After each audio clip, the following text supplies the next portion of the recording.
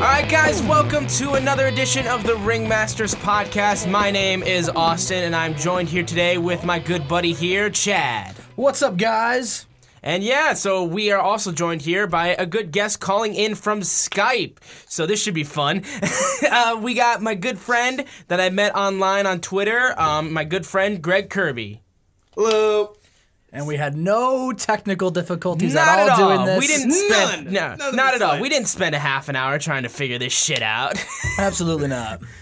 But yeah, so yeah, we just came off of the go-home shows for Survivor Series, which has been built up very crazy. Like honestly, it's probably been one of the craziest build-ups to a Survivor Series I've ever seen. Right, and as I said before, well, I have not been this excited for a Survivor Series pay-per-view probably in like the last lifetime I've ever had. It's just been, it's always kind of just been the lowest of the big four. Yeah. But now the way that they're building up, like this is probably one of the most excited I've been for a 5-on-5 elimination match. Now, granted, the other ones like last year's have been like very good, but they haven't built them up as well as they have now. Right, and it's weird too. You would think, a show with only one championship match on the card, like you would think you'd have no interest for it. Exactly. But like I don't know. Not even on the actual card, it's on the kickoff show. Right, and I don't know. I am excited to see what happens with this show.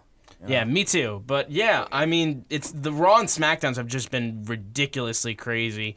And Greg also came off of seeing a Ring of Honor house show, or was it a TV taping? TV taping, yeah. All right, so that's even better than what we got. We got a house show, Soaring Eagle Cup. You got a tournament based in your area. Yeah. I mean, we weren't expecting anything, honestly, No, because it's in such a weird area. Yeah, I made a joke before the show started. I was like, I wonder if they're just going to all these random miscellaneous towns and being like, here we're in, Tequamanon, Missouri, and we're here for the Tequamanon Cup. And if they just have like a plastic trophy in the back that they just pass around, who's winning it today? Or like one of those ones that you can like buy online that like you fit inside your hand. Exactly. Yeah. Yeah. I mean, You have like a little expo marker. You just write like the Lakeland Cup. There we go. Yep. There you go. Exactly. But yeah, I mean, like, going into Monday Night Raw, we had Stephanie, which, oh my god. I mean, Greg, I don't know if you're on with me on this, because, like, I say that, yeah, Stephanie's heel work is strong, but she doesn't get comeuppance, so it's just like, here she goes, cutting another superstar's balls off. I will say, I was fully involved on Raw and SmackDown. I watched them. However, when Stephanie McMahon came out, I did leave to get food. I did leave, went to my fridge and put in some food because I was like, oh, that's just gonna be her eviscerating Kurt Angle. I don't need to hear this. I know where this goes. Yep. Yeah, I mean we've already seen Mick Foley. Why not do it to the Olympic gold medalist? Because there's no limits for her. God, who's next? Next year, Raw after WrestleMania 34. The new Raw General Manager, The Undertaker. Same thing this time around. You call yourself the dead man? I just killed the dead man. The only thing dead around here are these ratings. Mark. Yeah, Mr. Calloway. Yeah, it was like... just go home to your wife.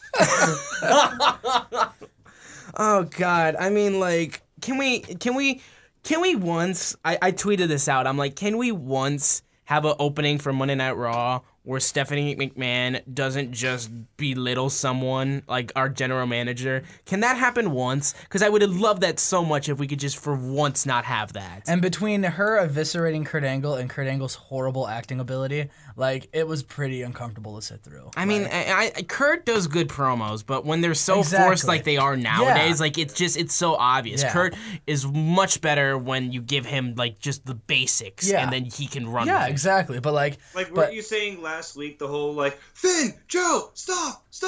Survivor Series is the one night a year. Yeah, exactly. Exactly. That's exactly what I was like. Like, there's a passion, then and then it's like, robot script, and then, like, it's just so easy to spot.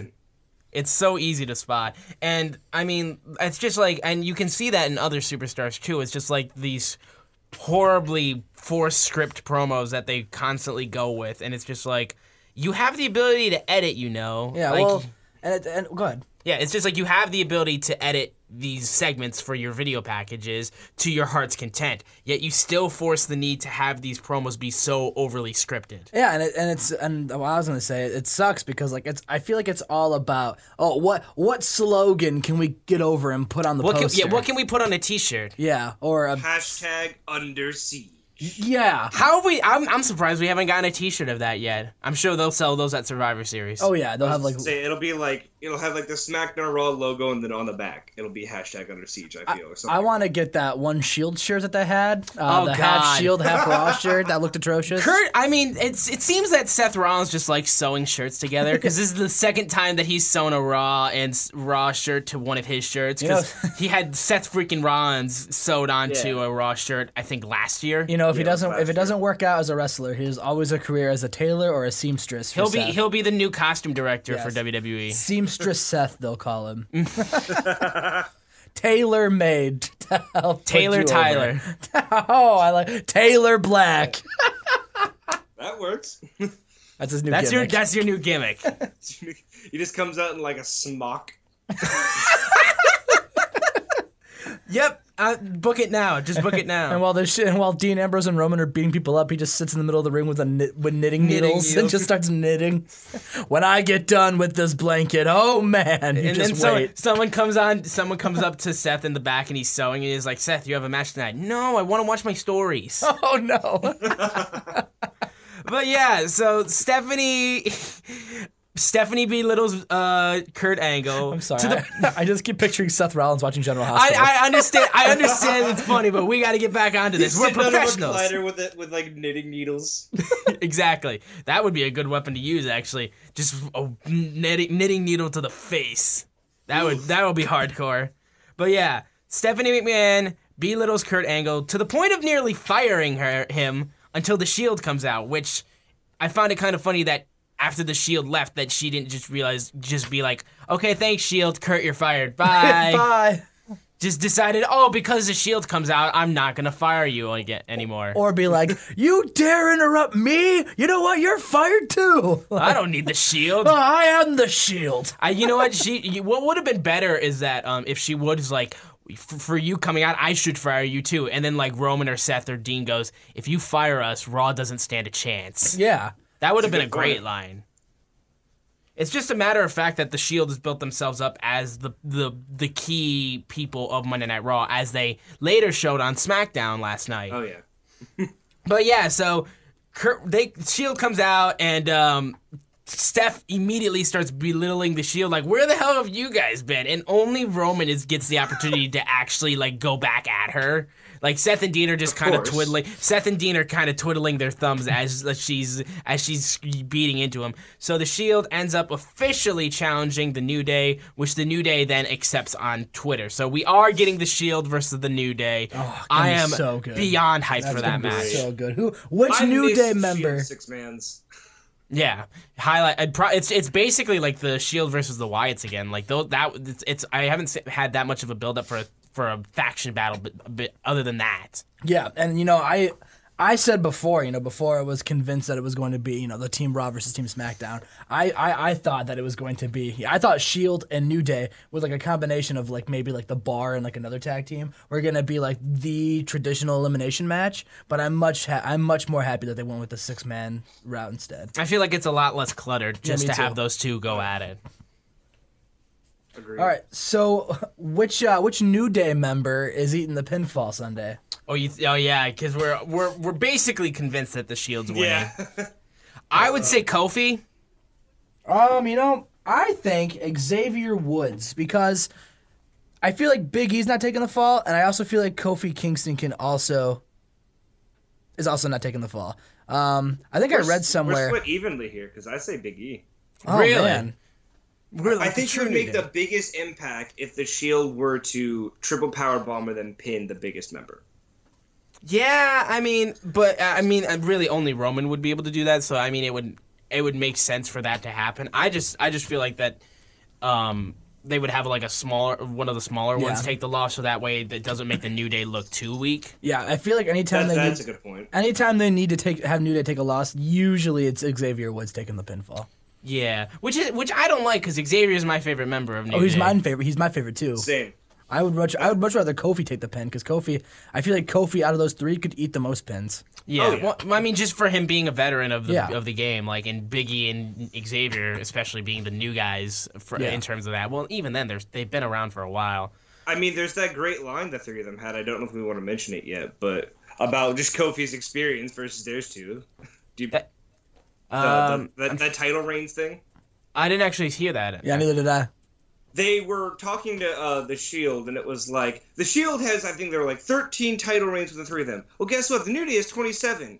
But, like, all of them are Kofi's. That is true, yeah. Because he had multiple U.S. title reigns, a couple tag title reigns. Did they add that part in? Intercontinental. They're all Kofi's, but That's besides the point. that would have been a funny thing to add. Yeah, it was like, well, I think they called them old, I'm pretty sure. They're like, yeah, like, all of them are Kofi's. And then Kofi's like, yeah, you're old, man. Sorry. I mean, he is the dad of the new day. That's for sure. But yeah, going into that, then we were looking for the final member of Team Raw, of the women's Team Raw, and it was Bayley versus Mickie James versus Dana Brooke. And no Paige return, which I was fully expecting to happen. Yeah, no since it was no Paige return for Raw or SmackDown. which was weird because it wasn't it wasn't announced, but it was basically announced. And the fact that she was backstage for the show. Yeah. Well, it was. I heard that she was going to be the final member. So I don't know if it changed on the fly or if they were like, no, that's never gonna happen. My only thing with this match was that one, it was nice to see Bayley make it onto the pay-per-view. My only thing was the fact that they built it up like Bayley wasn't going to be on the card. Like, with her losing the match against Sasha, and then, like, Sasha ended up being brought on the team, and Bayley just sitting there like, what? And then she ends up getting on the team anyway. It kind of just seemed like it went nowhere. Right, and that's why I thought they were gonna go with Paige. Like I was like Bayley's off the card. So, and then we could have had a rivalry between Paige and Bayley. Yeah. Which would be a really good rivalry in my opinion. Oh, yeah. Even though I think my prediction is that they're probably going to wait and save Paige for after elimination Survivor Series. Mm-hmm. I don't know if they will because I feel like they could have the women's match and then when it ends, obviously Asuka's going to be and my guess is Asuka's going to be the last remaining member of the Team Raw Women's division. Mm-hmm. So it'd be cool if after she celebrates in the ring, Paige comes out, walks to the ring, and they do a face off. Oh yeah. 'Cause I think Paige Asuka would be a really great match to have. Yeah, it would definitely That'd be amazing. It would be probably Asuka's first challenge on the main roster. Even though I really think you could probably save that for a Mania match. You think it would be good to give it away right now? I see. I think it'd be cool to tease it and then build towards it. I do think that could be a Mania match, but if you could like start building it, I think you could build that to Royal Rumble. Yeah, I exactly. feel like that would be a good build to it, save it for that pay-per-view. especially if you have Paige come into the ring, face off against Asuka, and then the next night be like, Asuka, you're on my list, but I want my women's championship back. Yeah, and then Asuka could distract her or something that. Well, I was saying so then the next pay-per-view she beats Alexa Bliss, and then from there she goes in and then defends it at Rumble. Yeah, you know what? That would work, actually. Yeah. I think that would be a really good build for Royal Rumble. Yeah, and it would be long-term storytelling, which I mean we know they don't do, but What? That's a thing? Yeah, in WWE, no. not with the Fed, but But we ended up getting Chad's boy. We got Enzo Amore and Drew Gulak. Drew Gulak, the most exciting thing in 205 Live. Versus Kalisto and Akira Tozawa. And I can already hear from Greg's voice that he's not a fan of Drew. No. It was, oh god, on this segment, I love Drew. All right. Drew is my favorite thing in 205 Live. Oh, my man. No high flying. No chance. No chance. Well, I just love this goofy, I love the, how are you doing? Thumbs up, cheesy smile. Yeah, I don't watch 205 Live, as I say almost every week. So from what I saw this week, was probably the most I saw of Drew Gulak that was on an actual show and not the pre-show. I can see why people like him. I genuinely do. He's great. Yeah, because he was going in trying to get in on Enzo's ridiculous catchphrases. Enzo once again says something and it doesn't mean anything. Like, that's just what I feel like with Enzo recently, is that he talks so much trash that it doesn't mean anything anymore. It's not even trash. It's I feel like sometimes he's like took his promos out of how to do Booker T commentary, you know? Sometimes I feel like he's like, hey, my name is Enzo, shucky ducky quack quack, Kalisto, you know, your mother. Like, it's just these random, like, juvenile, like, trash talking that, like, just straight out of has the Jersey no coherent Shore. thought. It really makes zero sense. And you can tell just from some of the times, like, when crowds chant, like, you can tell he wants it, but he just doesn't know how to use it and make it something. Mm-hmm. I don't understand why he continues to do the "My name is Enzo Amore" because, like, one, the fans still say that along with him, even though he's supposed to be a heel. And I would prefer him to go, "My name is Enzo Amore," and then, like, he starts doing it, and then he's just like, "Shut up! You don't get to do that." That'd be cool. Like what The Rock used to do when he was doing "If You Smell." He's like, "Time out! Whoa! You boo The Rock! You can't chant with The Rock." Yeah, or if he, like, ended it with, I'm the only realist guy in the room. And then said, how you doing? Because yeah, like, how you doing? I don't give a damn. He's got to put like some kind of like arrogant spin on it, I think, to make it work. Yeah, he's got to be the heel and not just be his arrogant self. Like, because he really he always has that arrogant charm, but now he has to make it even more. Make it seem heelish. He's got to kick it up to a 10 with the arrogance. But on the flip side of things, like, you know, if you're Enzo and, you know, and all the backstage rumors are to be believed true, you know everybody in the back doesn't like you. The only thing keeping you relevant on TV is that you're a ratings pop. I would be really hesitant to not do my catchphrase anymore, because if the crowd turns on you, that is literally the only thing keeping Enzo relevant, is the fact that the crowd buys his merchandise and he pops ratings. He gets rid of that, I think Enzo will be on James Ellsworth's status very soon. You'll see a tweet about a couple weeks from now. Mm-hmm. Yeah, because we just found out that James Ellsworth has been released from the company, which, good riddance. I'm sorry. I'm kind of sad because he, like, sure, he's not good. I'm happy. I'm glad I'm not going to see him, but, like, the dude had a hell of a year. I mean, yeah, with the gimmick that he had, but I mean, at the same time, we could also say Jinder had a hell of a year, but I don't give a damn about Jinder. Oh man, I would be genuinely sad if they fired Jinder. I'd be like, oh, Jinder, no. Greg would cry to death. I would die. I would cry. I think Greg might be the biggest Jinder marker that I know. And I don't like that at all, so I constantly, like, just get on him about that. Oh, man, well, your boy's not going to have a match at Survivor Series, but we'll touch upon that. Yeah! Yeah, your boy's off of the card, buddy. And he shook up. He shook up. He's got no words. He's got no words.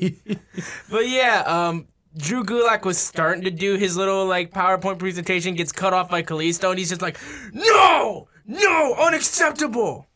And I was just like, that was pretty amazing. But I don't actually remember. Do you remember what his gimmick was in the CWC? Gulak? Yeah. I know from the stuff that I've seen in Gulak, he was an anti-hardcore guy in a hardcore company. Okay. So he's always been used to playing at that, oh, I'm going to take everything you like about this brand or this company and just hate on it. Okay. No, we lost Greg. We lost He Greg. Heard us badmouth Jinder Mahal, and he head for the hills. Oh, my gosh. All right, we're going to try to see if we can get Greg perhaps back on. We'll be right back. And we're back. Yeah, we got Greg back. His Skype crashed, so that's the loveliness that is Skype. This is the most professional podcast you'll get this entire week, ladies and gentlemen. To be fair, yeah, it is the first time that we have ever tried to use Skype to bring on a guest, so we were expecting a few hiccups, but that's besides the point. Greg is back, and we're going to continue. The guinea pig is here. Yeah, the guinea pig is here, and we are going to continue talking about Monday Night Raw. We had Enzo and Drew versus Kalisto and Akira Tozawa.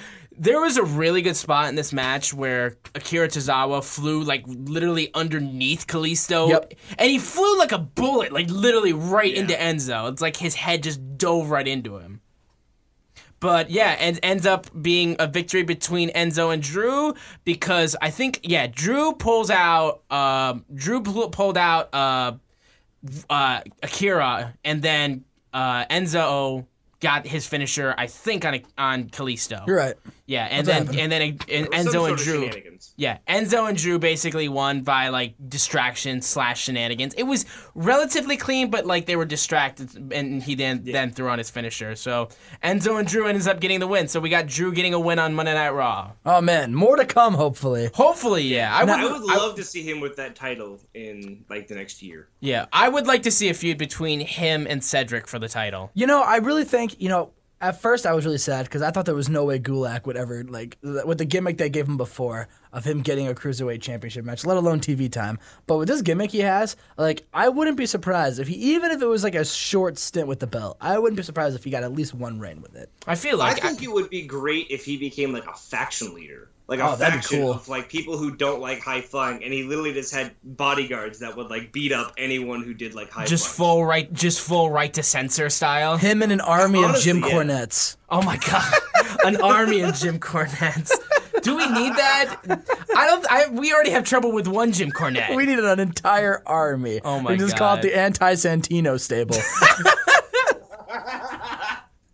But yeah, I mean, it was good to see Drew get a win, and then we had the Miz TV with the bar. Miz talked even more trash at Baron Corbin, and my favorite line from that was he said Baron wasn't good enough to be on the bathroom break of SmackDown Live. Oh, zing.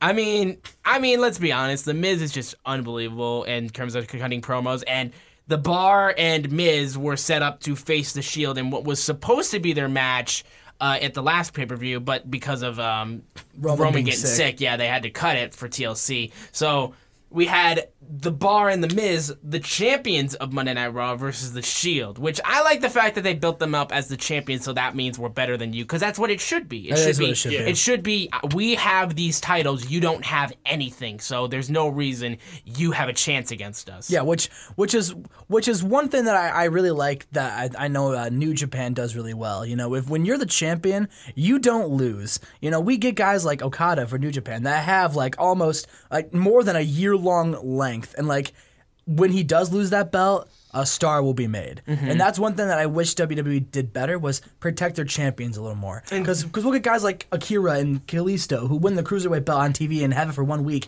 and then, you know, the champion will get it again, and that just doesn't look good. Or they just lose constant non-title matches on TV. Or like Zack Ryder will win the IC belt at WrestleMania. At WrestleMania, you know, and if I'm not a smart wrestling fan, I'm looking at WrestleMania and being like, that is where the best of the best perform. Like, if you win WrestleMania, that means you're a somebody. Yeah, I mean, and then you lose the belt the next night. Yeah, they build that up as that being his WrestleMania moment, and then they just immediately take it away from him. Yeah, and I automatically think, wow, Zack Ryder, you must be hot garbage. And also, that belt, like, I immediately don't care about it. Yeah, exactly. Yeah, just the title hops around. When it hops around, usually, unless it's made, like...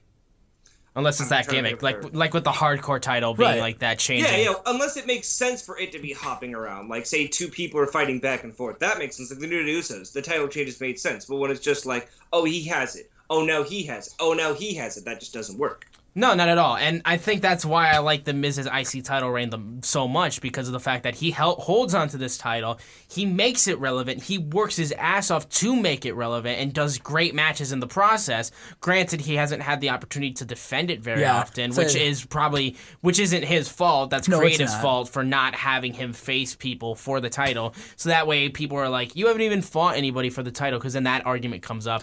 And it's just like... Didn't he defend it like last week? He defended it a couple weeks ago, but like on a pay-per-view. Like he didn't. He did defend it on SummerSlam, and he was defending it, doing his match with the Miz Taraj against the Hardys and Jason Jordan at SummerSlam when everyone was still trying to get in the arena, so it was like an empty arena, which that bothered the hell out of me, because one, I wanted to see the Hardys and the Miz, and I didn't get to see that because I was too busy waiting in line for them to let us in. Yeah, I think a big problem, I don't think, you're right, you know, the last pay-per-view Miz has defended the IC belt was, I don't even remember. No, I don't either. It's like we need to have the IC title start appearing on pay-per-views and being defended. But on the flip side of things, I really think, and I agree, he should be defended, but I think The Miz is one of the only few guys who could get away with making that belt still relevant and not defending it. It's just because of his amazing promos that he cuts. In a way, it's almost a bigger deal when he finally does put it on the line. I mean, and he's still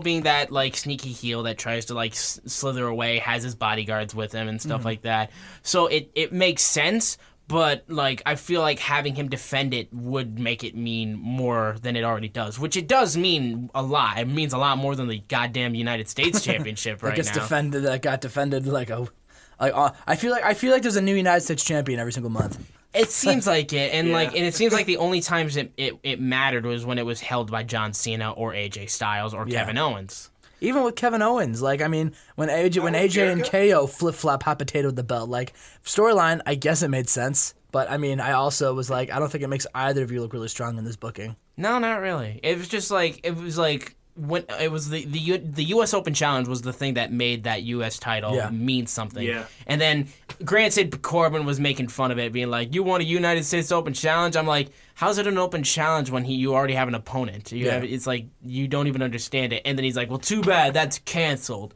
I'm like, oh, you heel, but then you lose by count out. And it's just like, you're so great, Corbin. I love you. I will make you call me daddy. Yep. That's still my favorite. Oh, I am so into this Baron Corbin Miz feud, and before I was not. And you didn't see the Twitter videos until I showed them to you. Exactly. And thankfully I did, and now you're interested in them, and Miz has been carrying this feud on his back. Corbin has literally done nothing to make this feud matter.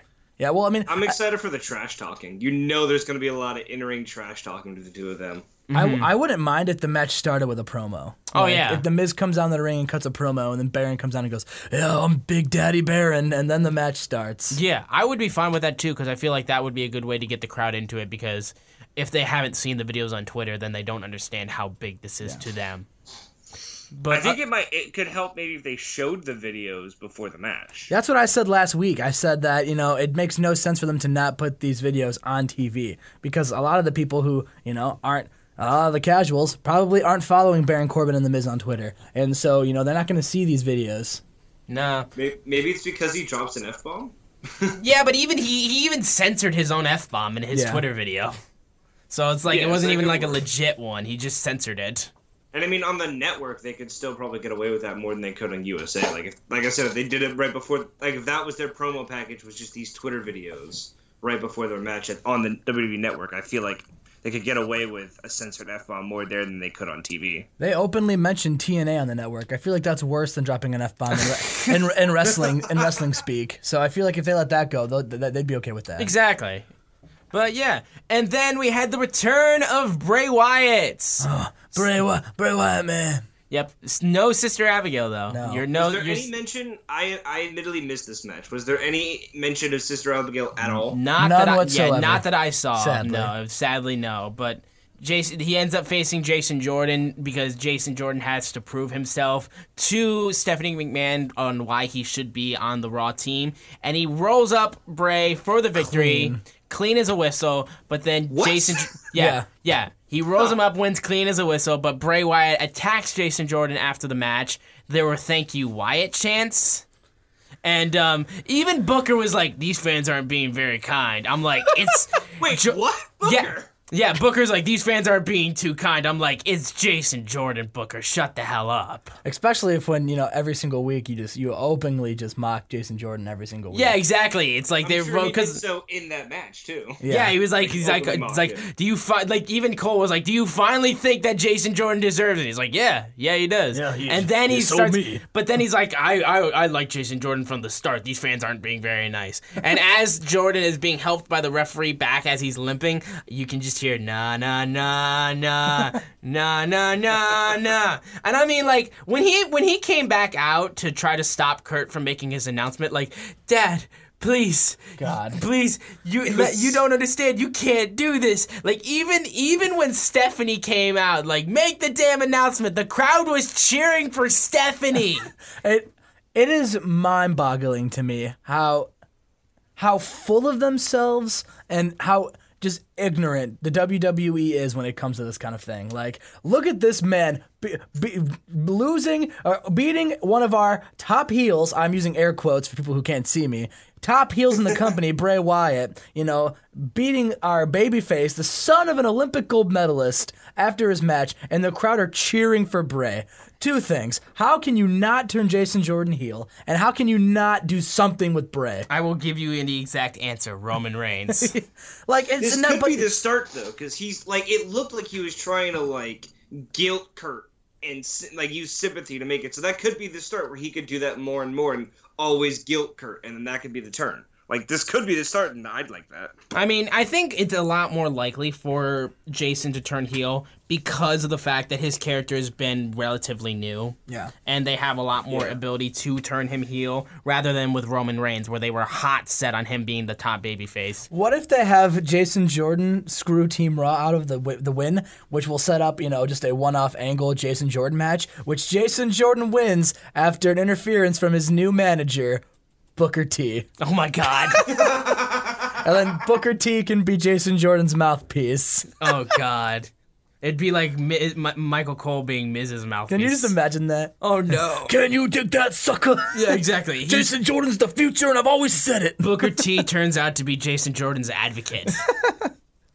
He may be your dad, but I'm Uncle Booker, and I'm gonna show you the promised lands. Uncle Booker, oh my God. But You, yeah. sir, are a genius. Thank you. Hashtag Chad for WWE I Creative. play a lot of TEW and fantasy booking games, so I've had my fair share of. But I don't know. This is a really horrible way to bring back Bray Wyatt as well. Yeah, I mean, Just a random match to prove for someone else, really, not even for him. Yeah, no mention of Sister Abigail, so like the whole build up to that TLC match means nothing Which now. sucks. Meningitis killed her. Yeah, and Chad was high on his hopes for Sister Abigail. I was so hopeful for Sister Abigail. And it turns out we get nothing for that. But I mean, and he loses to Jason Jordan on his first night back. I mean, like, welcome back, Bray. Remember how you kept losing? Let's continue that. I mean, every time something good happens for Bray, like the first time he got injured, I remember he got injured in a Monday Night Raw where he teamed with Roman as a babyface, and people were cheering for him. He was over, and that was like. And I remember because he helped Roman afterwards, and they're like, oh, Bray's turned face. And then he got injured. They brought him back as a heel, and then he finally gets the Sister Abigail thing, and a lot of people thought it was horrible, but it's still something. And then he gets hurt, and now he's jobbing to Jason Jordan on Raw. It almost makes you forget that he's a former WWE champion. Yeah. Because, like, it doesn't seem like it. It almost makes you forget that he was once over. Yeah, exactly.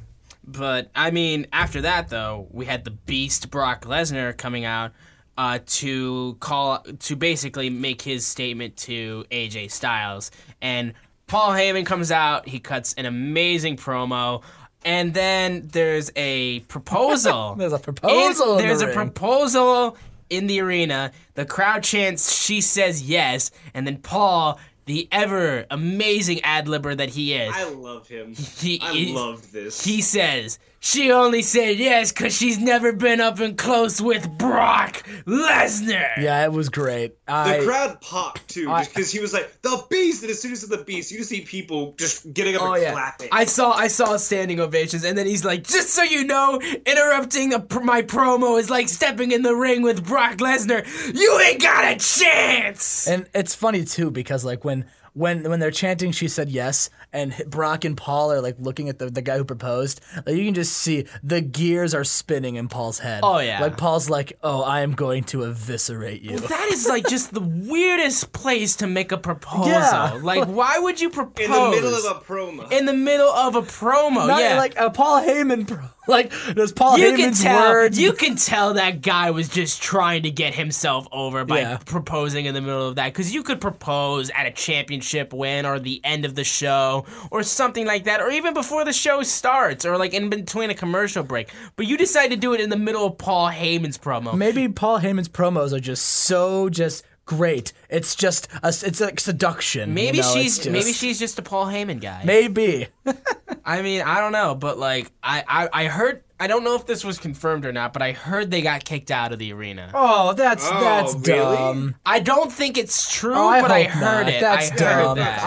That's too much. I'll be very upset if that is true. I mean, I can't do anything because I'm just me. But I will be very upset. I'm almost positive it's not true, but there's a slight possibility that it may be. I don't know. WWE is very vindictive, so if they kick out the guy proposing to his girlfriend but doesn't kick out the guy with the beach ball, I will be very upset. Yeah. Or all the CM Punk chants, like, get out of here. Exactly. Yeah. Again, I don't think it's true, but I heard that from somewhere, and I'm treating it as it's not true, but I just heard it. Right. So I'm just hoping to God it isn't true. But Paul does an amazing promo. he says this, if you want to see a Rocky movie come to life, I give you AJ Styles. I'm a huge Rocky fan, so I love that little mention. But he's like, this ain't no freaking Rocky movie. And Paul Heyman, I mean, if Paul is not one of the greatest managers of all time, I will be very disappointed. I don't even think it's a question. Yeah, he's absolutely one of the greatest managers. Yeah. I'd say he is. I mean, there's definitely some good ones. I don't know if he would necessarily be number one. He would be number one for a lot of newcomers because there haven't been that great managers since the Jimmy Harts and since Just the wait, Paul. Uncle Booker, he's coming. Just you wait till Uncle Booker takes over. Yeah, once Uncle Booker shows up, it's all over. Paul Heyman shouldn't even cut promos anymore.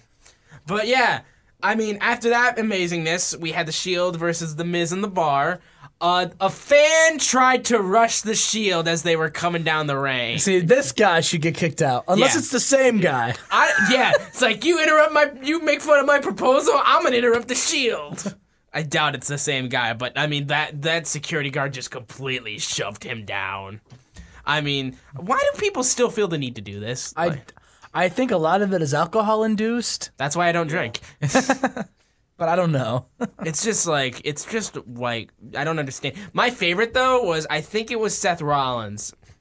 He was coming down the ring when he was a heel, and a guy jumps the railing, comes right to the side of him, and then just starts walking right next to him. Oh, God, I remember that. Yeah, that was amazing. And Seth just looks over like, what the fuck? And I love when, like, they do plan for somebody to jump the barricade, like at WrestleMania last year when Gronk jumped the barricade, and a security guard almost blew the spot. Yeah. Because she didn't know Gronk was hopping. She was like, hey, listen, sir, you need to sit back down. And Gronk's like, I'm Rob Gronkowski. Yeah, you how can't the hell do contain you me. not know Rob Gronkowski or expect that this guy is in on it with the way that the superstar was getting in on it? Yeah, like. I mean, like, I don't understand. I mean, she was just trying to do her job way too well. How dare she do her job? Yeah. There was actually one of the NXT house shows I went to, there was a fan who in the middle, I think it was like the Undisputed Era versus somebody, jumped the barricade and tried to climb in the ring. Kyle O'Reilly kicked him in the head, knocked him out. Kyle O'Reilly kicked him in the head, knocked him out, and they carried him away. That is the most amazing. surreal thing. An NXT house show would not be the show I would jump because a lot of those guys come up from the hard indie life where if you jump the crowd, I'm gonna beat the hell out of you. Oh yeah, like That's exactly WWE. What Kyle O'Reilly proved. Yeah, Kyle O'Reilly proved that. Yeah, like you might be able to get away with just security taking you down, but a lot of these indie guys, you jump the arena, they're gonna kick your teeth in. Like I saw a video one time of someone jumping in the arena back when CM Punk was in the Indies, and they jumped the arena, and CM Punk literally kneed him just right in the skull, and I was like, oh my god. Yeah, I mean, if that stuff is what scares people. Yeah, like, they need kind of, I don't know, maybe they should let them be a little physical with people who jump a little bit, just to scare them. I think the only problem is that the fact that they would try to sue. Yeah, I was gonna say they just don't want people to sue. You know, with an indie company, you know, you're not going to sue an indie company. But with WWE, I was surprised that nobody sued that guy who got hit in the head with the table didn't sue Sami Zayn in the WWE because he got hit in the head with the table. I want a free WrestleMania ticket. Yeah, I mean, I would have tried it. Yeah, I mean, I feel like anyone would have tried. Right. Oh yeah. Yeah, but the Shield and versus the Miz and the Bar, the first time in about 3 years since the Shield has competed in full. The only few things I saw from that was there was a spot before the commercial break where the Miz just runs away from the Shield, and the finish was a bit muddled. Like it was like I think Dirty Deeds happens, and then the Shield were kind of just standing around a little bit, and then they do the triple powerbomb. Yeah, it was a weird kind of muddled finish. Definitely not a great match. I wouldn't say it was a bad match either. It was just kind of okay for the Shield's return. Like in full, and I mean, like they were giving it away on Raw. They meant to give it away on TLC, but Roman got sick. So I mean, it made sense that like it wasn't that big of a match, but it was still just kind of disappointing in terms of like the Shield returning. Right, and Roman was over. Oh yeah. Like, and it's weird too. Like I don't know, me who I've never been I as soon as the whole Roman experience happened, I was like, nope, I'm out. But like even I popped a couple times for Roman. And I was like when the Shield come out and Dean and Seth walk out at the beginning of the show and they wait and then Roman like lingers out. I popped when Roman walked out. Yeah, I mean Roman in terms of his promo, I think that was the big thing for everyone was his promo skills because like people chant you can't wrestle, but those Roman's people, a great wrestler. People who chant you can't wrestle are dead in the head because they don't understand what makes a good wrestler. Like, they're like, if you don't do 70 million flips, then you're a shit wrestler. No, listen, Jim Cornette. Yeah, exactly.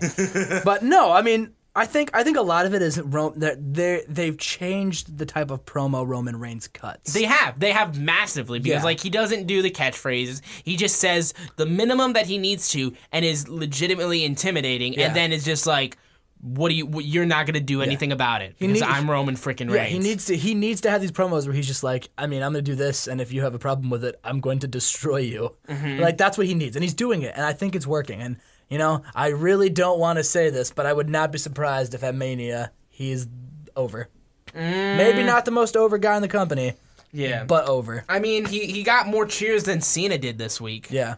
Because when they announced that John Cena was the 5th member of SmackDown on this week's SmackDown Live, there was a good amount of boos for Cena, which I may not, Cena's not my favorite, but I respect the hell out of him, and I do like Cena. I do jokingly chant, let Cena sucks. Yeah, I was gonna say, I boo and chant Cena sucks just to be ironic, because it's like, it's in your way of showing respect. It's almost like it's meant to happen. Like, we hardcore fans have been built up, like, you have to chant Cena sucks. If you're not, then you're a child. Well, it's the same way of going, you suck, for Kurt Angle's music. Like, I love Kurt Angle, but when his music plays, I will say you suck. Yeah.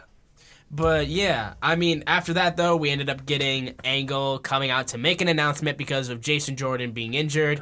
And then Jordan comes out like, Dad, you can't do this. This is the one night of the year when Raw and SmackDown compete in head-to-head competition.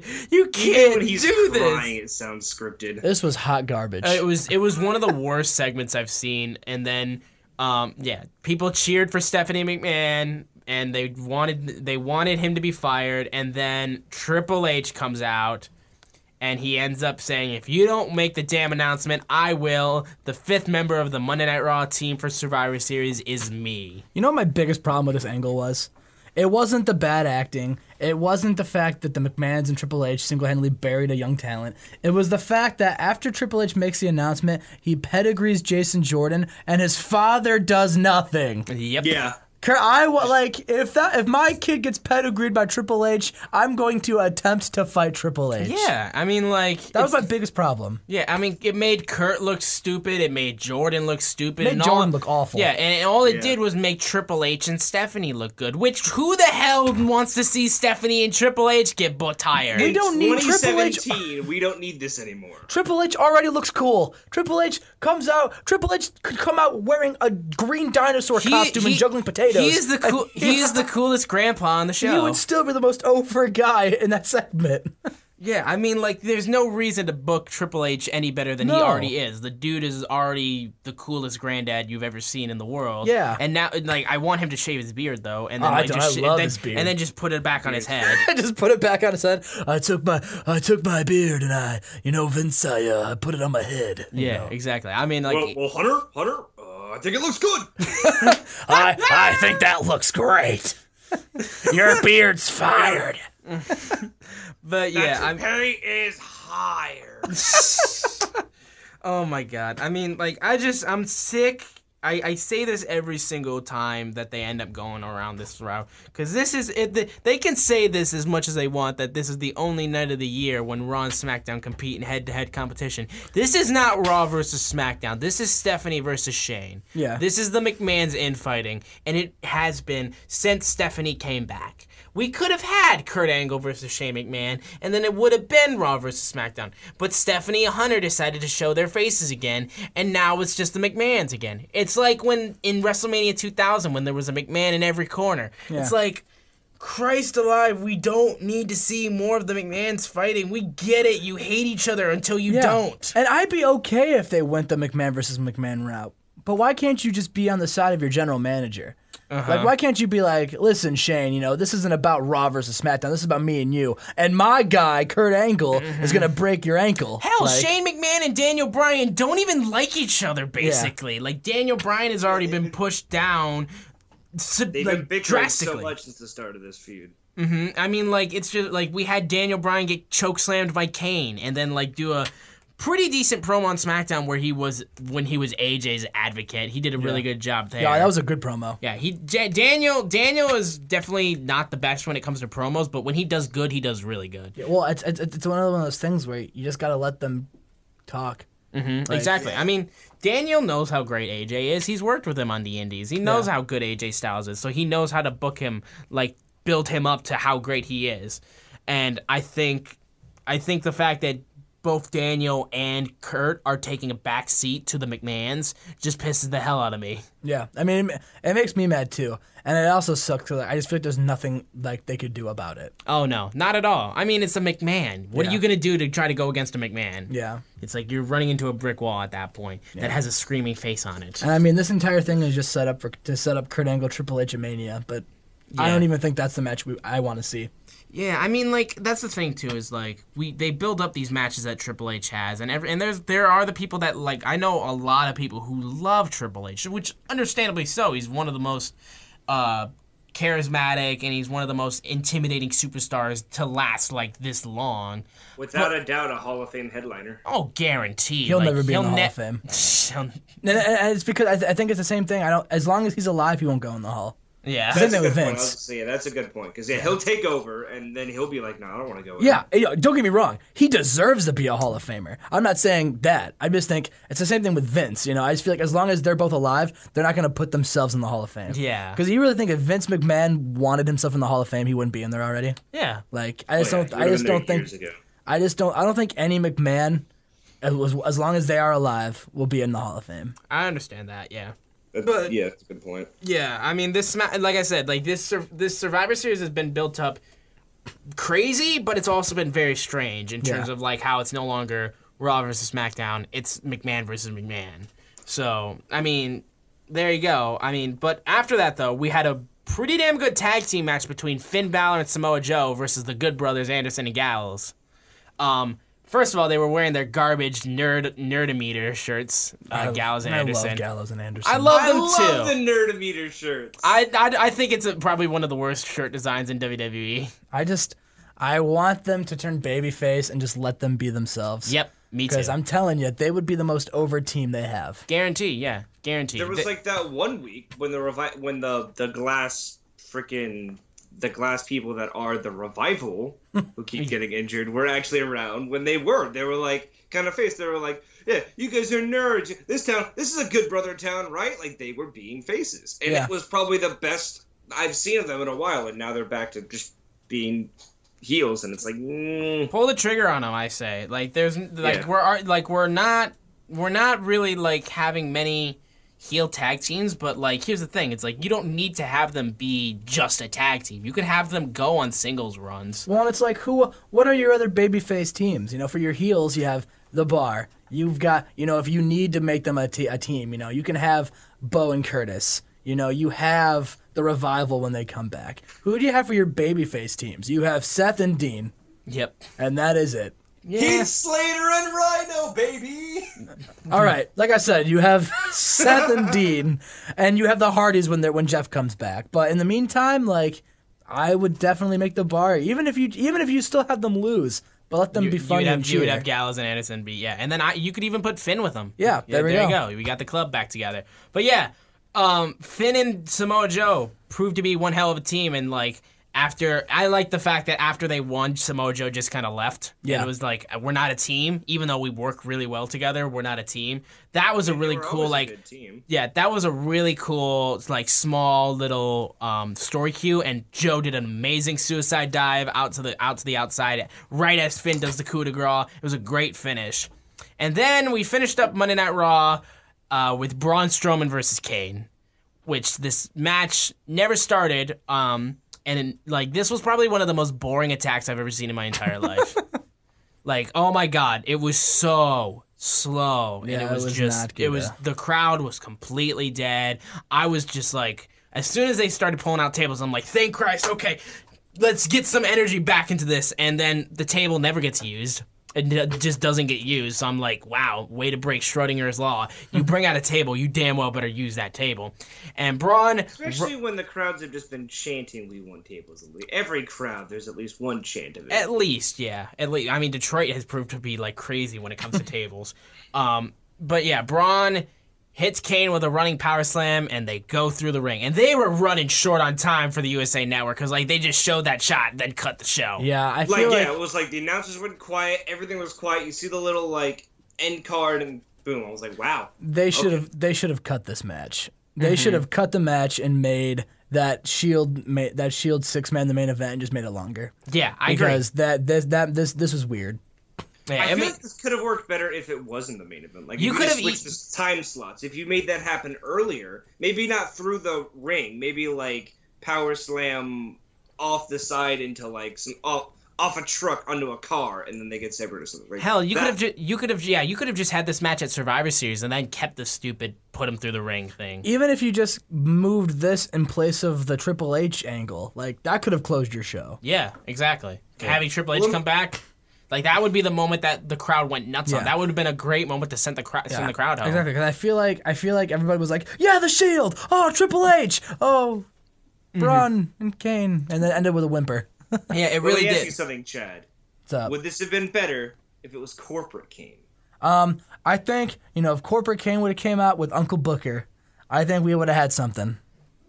Magic. No, I disagree. Magic killing. Magic killing. Yeah. But yeah, that was Monday Night Raw. It was interesting, it was shocking, and it was ended on a very big whimper. Yes. But then we had SmackDown Live, where Daniel Bryan came out and did a good promo against SmackDown, brought out AJ Styles, and was like, do you want me to be your advocate? Since their champions get advocates, I can be a better advocate than Paul. And he does a great promo, just building up the fact that SmackDown wants to be the A show, and AJ Styles is going to be the one that makes Brock Lesnar quit, because Brock Lesnar can't go the distance like AJ Styles can. Like, you give 10 minutes, Brock will be out. I really like how he mentioned his loss. And his tendency to quit. Yeah. I love that. I mean, Daniel Bryan is amazing, and like I think it just makes everyone want him back in the ring because of how great he is. We'll get it soon enough. Yeah, exactly. Yeah. Like, we hope so. I mean, if the Young Bucks can bring over CM Punk to be on Bullet Club, let's hope to God they can get Daniel Bryan back in the ring. Like, we're just trying to build up these fact that we want these two guys back so I want badly. to see the long-term story payoff of Cody versus Daniel now. Yeah. I mean, I'm not going to say anything. Exactly. But yeah, then we had the United States Championship match between Baron Corbin and Sin Cara. Literally nothing to care about for this match. This was an absolute snooze of a United States Championship match. And it was just like, I did not care. Nope, not at all. Should have been like a punch in the face and a day squash. That's it. Yeah, I'm like, I did not believe for a second that Sin Cara would win a United States Championship. Like, I don't care how they've been booking him over the last couple of weeks. I don't care. He was going to lose, and there was no reason to have this, because like they're building up like, who's going to be the champion at Survivor Series? It's Baron Corbin. Like, you have nobody else. There's no reason we should have The Miz versus Sin Cara. Like, I don't give a damn about that. The only thing that can be worse than Miz Corbin. Yeah, exactly. But yeah, then we had the women's championship right after between Charlotte and Natalya. This was a good match. This was good. And this entire thing was great. Mm-hmm. And she won in her hometown. Which is something they don't do ever. Nope, not at all. It's Flair country. Hey, Austin, who told you? Who told you so? Who told you so, Austin? Shut it. We had an argument about this. I said that I felt this had to happen. Yeah. I also thought it had to happen. I think with that 30 for 30, there's no way Charlotte didn't go over. Yeah. Well, now it feels like that there's no reason she doesn't win at Survivor Series. Right. Because, I mean, Alexa would be fine if she lost to Charlotte, honestly. I'm still thinking a Carmella cash-in is coming. I was about to ask you guys, who do you think on? Charlotte at Survivor Series. I don't think it's going to happen at Survivor Series. I think it would be such a swerve if she cashed in on Alexa. And that'd be so... Oh, on Alexa? I don't think she can, because it's a SmackDown. Yeah, it's only on SmackDown, so... Have they really specified that? Well, she says she's got the SmackDown women's briefcase, don't they? Okay, if they say that, then okay. But if they haven't really specified it, I think that'd be a momentous swerve. But... if they allow it and she catches it on Alexa, I agree with you. That's a great swerve, and I'm all about it. But I mean, if they're calling it the SmackDown briefcase, then yeah, she'll be catching it on Charlotte. I could see it happening too. I honestly thought it would have happened last night. Yeah. Oh, that would have been a good idea. That would have been like Rick comes out and then like Carmella hits him in the back of the head with a briefcase. Carmella is the new United States champion. No, but I mean, in my opinion, though, this was some of Natalya's best heel work in the ring, like in this matchup. Like, I felt like she was being a legitimately good heel. Besides the finish when she was in the figure eight and she just screams, "No!" taps out. Yeah, that was cheesy. That was like, oh my God, Natty, ham it up just 20% more. We don't have enough. The people in the cheap seats can't see you emoting. But yeah, we had the hometown winner, Charlotte. She builds up the Queen versus the Goddess, and then Ric Flair comes out. I'm assuming that she knew he was backstage, but didn't know he was gonna come out. Yeah. But well, she said in the promo. I mean, she said in the promo that he was home. But I mean, you're right. If she knew, she's not gonna be like, "He's in the back." Yeah, exactly. I mean, like it definitely seemed like Charlotte didn't expect him to come out because she just ran to her dad, and Yeah. I was just like, I'm not crying. You're not. I'm not crying. I don't know what you're talking about. You're crying. I'm just sweating from my eyes. Exactly. Somebody put tears in my pillow. But not now. We can't even focus on that because we got Bludgeon Brothers. Oh man, they are debuting next man. week. Oh. Next week, the Bludgeon Brothers debut, and I'm so excited for that. I loved how they build up. We're not gonna break the camera this week. Fucking shit. And then so we get Bludgeon Brothers next week. So I would love to see them debut, and then Daniel Bryan just gives them a bill, and it's every camera they've broken. Or like after they win their squash match, they just go out and they take out all the cameras at ringside. I need everybody to take all your cameras and put them in the middle of the ring. The biggest feud is going to be the Bludgeon Brothers versus the Hard Cam. Yep. And yeah, they're just going to run up in the crowd with their hammers like, "We want that camera." But yeah, you just see some dude like grabbing the cane. We need to bring this way. Get away! Move the gym camera. They're coming for it. This was expensive. You don't understand. We already cut money for promos. We can't for pyros. We can't do this shit. There's one guy who works backstage whose name is Cam. It doesn't matter what kind of Cam you are, and just hits him right in the head with a hammer. Hey, buddy? What's your name? Stan. See, I just kicked Stan. Oh no. Poor Ty Dillinger. I don't know why that made me think of that, but it just did because it was just a random name like Cam. But yeah, then we had the New Day. No, actually, no. We had Chad Gable versus Jimmy Uso. This was an okay match. I don't think it was necessarily needed, but it was still an okay match. You always need someone named Chad on the card. Okay, sure. Always. Whatever you say, my friend. But yeah, so Jimmy Uso goes over Chad Gable. Jimmy Uso? What's up? I said Jimmy Uso? No, Uso. But yeah, and then we had a backstage segment with Kevin Owens and Sami Zayn complaining how they're not even on Survivor Series, and I was complaining right along with them. It's one of those things where it's like, I feel like there's no way they're not involved in the finish. Yeah. But also, hasn't Kevin Owens been in a pay-per-view match for every single, since he's debuted? I think I read that he's been in every pay-per-view match. I don't think he's missed a pay-per-view. Yeah. Yeah. So, it'll be kind of sad that, if he's not booked tonight. It'll be especially sad for me, though, because, the fact that you're finally trying to push something with Sami Zayn, and he's not even on Survivor Series. I really think them getting sent home on the European tour really hurt him. I guess, yeah. But it was just even then, it was such a minute thing that not a lot of people even really noticed. Yeah, but don't cross Vince. It shouldn't. It apparently wasn't that minute because I don't think they would have sent their two top SmackDown stars home if it wasn't a bigger deal. Yeah, that was just a shock to me, the fact that they did that, because it really was just crazy. Yeah. But then came out of left field. Yeah, it really did. Yeah. But then to finish off SmackDown Live, we had the New Day versus Sammy and Kevin Owens.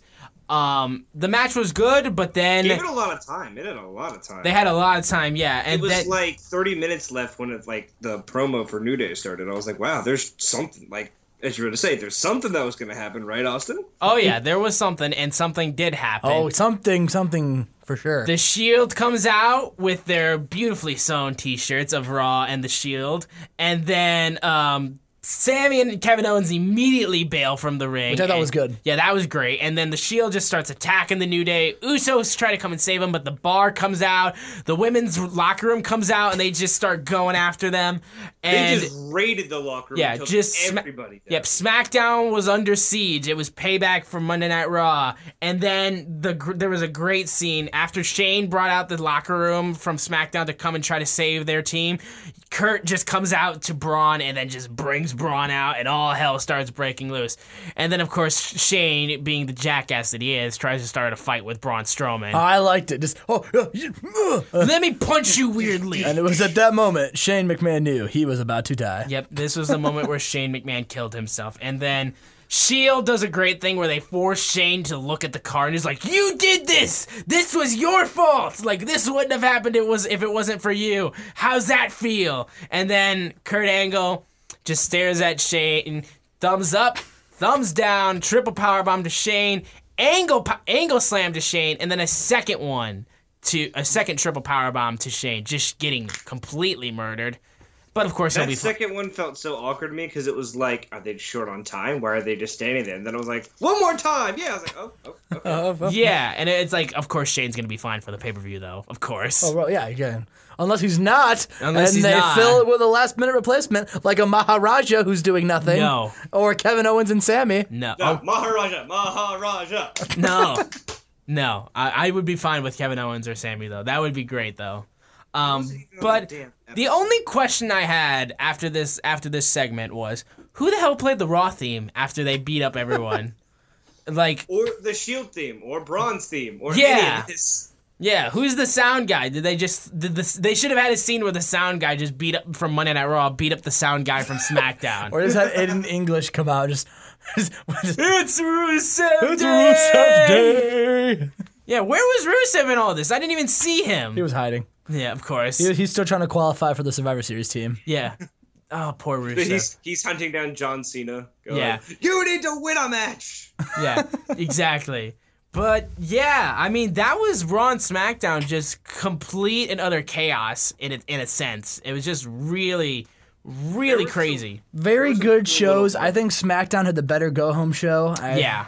Yeah, I think it was just a go-home moment. That better, yeah. Yeah, like that was lasting moment. Yeah, that was the best moment in terms of like going home. Like you hyped for SummerSlam. I mean, for Survivor Series.